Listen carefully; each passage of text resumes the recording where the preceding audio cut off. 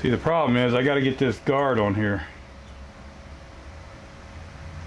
and it doesn't line up with the existing holes. And actually it's back in here somewhere, I think. And I don't know what that's going to do for me. I'm thinking, I don't know, I got to see what's going to happen here. My thought is I'm going to take this pulley back off, and on top of the Briggs back there, I laid this, tried to square that up with the wool pan as much as I could. There's a hole I slid over the crankshaft, and if this is level with the wool pan, right there and down here should be my 2 marks for the bolt holes. So what I need to do is either see if this will slide over my crank, or make another one that's 1 1/8 inch so I can lay on the back side. I'll darken these in with the magic marker. I can transfer it over to one with 1 1/8 inch hole. How I made the 1 inch hole was I just took a piece of pipe, put it on there, and then I hit on the inside edge with the hammer, ball peen hammer, just real lightly. So I don't know if I got a big piece of pipe or not, but I need to make one of these with a 1 1/8 inch hole. Okay, so what I did, I laid one off the Briggs on here, and I made a copy of it, exact copy. So now I can take this Kohler one with the bigger hole in it, and I can put it on here. So I don't know if you can see or not.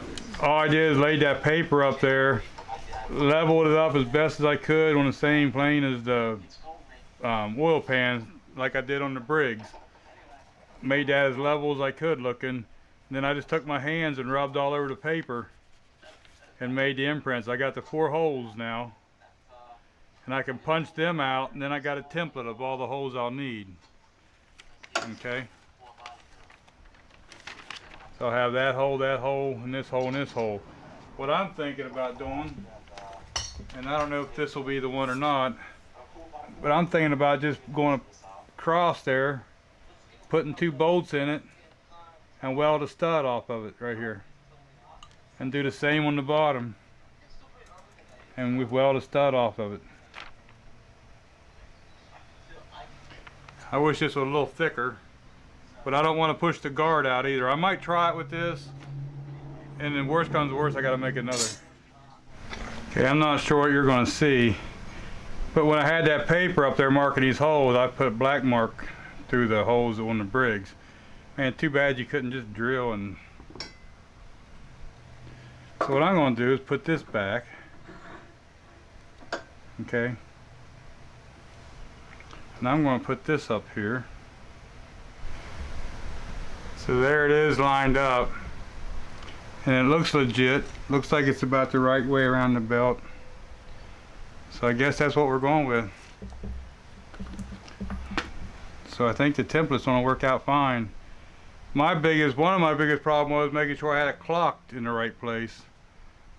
But I think I do. See where I took that piece of paper over the Briggs crankshaft with the 1 inch hole in it, and made go at the same plane as the oil pan so I could, clock it.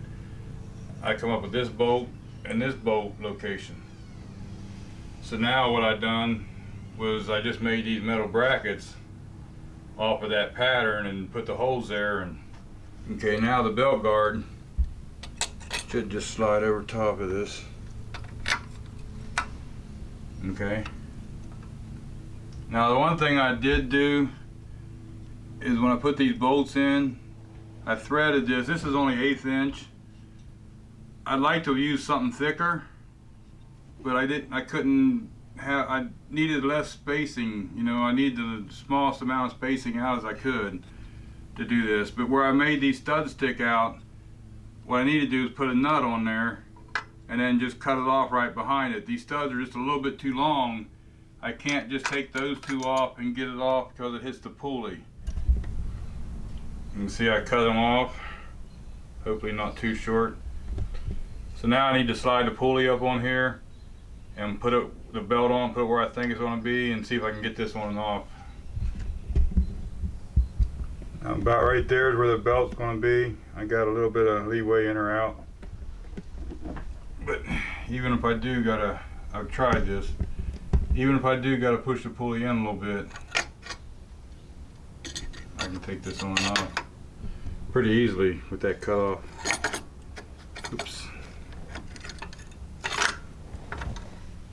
Okay, so I got that on there, and I do got some clearance on the belt, and I got some down here, but boy, it's close. I don't know if you can see that or not. And I looked on the Briggs I got, and I have a little more room than that there. Now everything fits on there and all easy. Now I drilled all these bolts so that there's no play in them. They're just 7/16. The bolt fits tight. I think what I'm gonna do is just go ahead and drill these out one size bigger, and that'll give me just a little bit of movement. Once I tighten them 2 bolts down, or 4 bolts down, those plates won't move anyway. Seeing as how I can get the guard on and off with those 2 nuts. I think I'm just gonna open them holes up one size and give myself a little bit of adjustability. So here's what I ended up having. As long as this thing's clocked correctly so that the mower deck doesn't interfere. You see it used to rub on the old one, so. But now we got plenty of clearance here and plenty of clearance down here. You can't probably see that. But anyway, just opening these bolt holes up a little bit and making that so you can move it around a little bit really does give you pretty good adjustment. I don't know if you can see.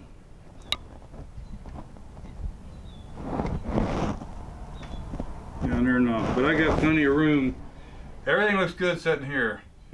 The truth will be once I get a mower deck on it and see what happens. And you need a belt guard because when you take the tension off, it'll usually lay on the pulley and blow out in one area, and then the belt will set and jump and all. Where if it has a belt guard, it goes out and it hits, instead of blowing out one big loop, it blows out against the belt guard, stays completely off the pulley.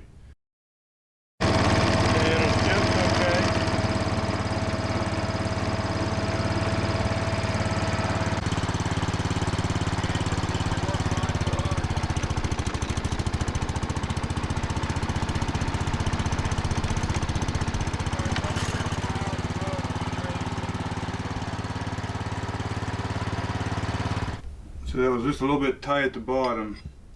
And see, I drilled these holes tight.